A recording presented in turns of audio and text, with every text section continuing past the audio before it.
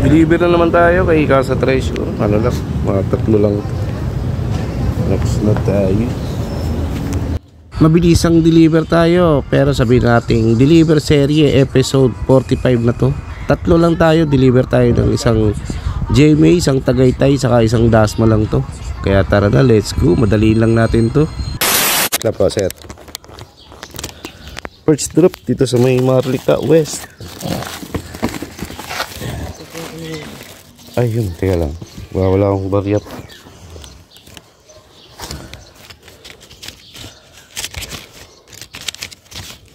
Wala pa, sir. Kulang. Kulang ka. Sige po. Wala pa tayong barya. Salute mga tol. Dito sa may Marlica West Chapter. Deliver tayo rito. Shout out sa inyo. Shout out sa mga brad and sis dito sa may Marlica Chapter. Capital S mga tol. Salute. Second drop. Dito ulit tayo sa may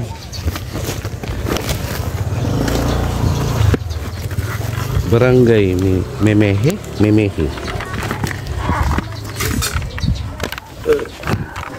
Ay, bakbak talaga.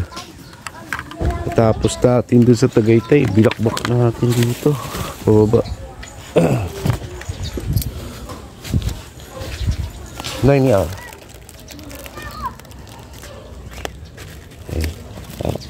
Thank you. Bigat ah. Isang mabilisan lang, last drop tayo rito tayo sa may Dasma. Maririnig nyo yung tunog nila, alam mo, nag-abang-abang tayo ng booking pero di tayo binibigyan talaga. 40 na. Pa rin ah. Yes po. Kaya after dito, paluwas na tayo ng Manila, abang tayo booking. Yun nga lang ulit kayo umorder naman. Hello na mine. Binilisan pala natin yung deliver kasi tatatlo lang to pero magkakalayo siya. Pero okay lang yan kasi gabol tayo ng oras dahil bigat na, ano ngayon, uwian na ng probinsya, baka wala na tayo makuha ang booking. Kaya kailangan nating kumita ngayong araw bago mag long weekend.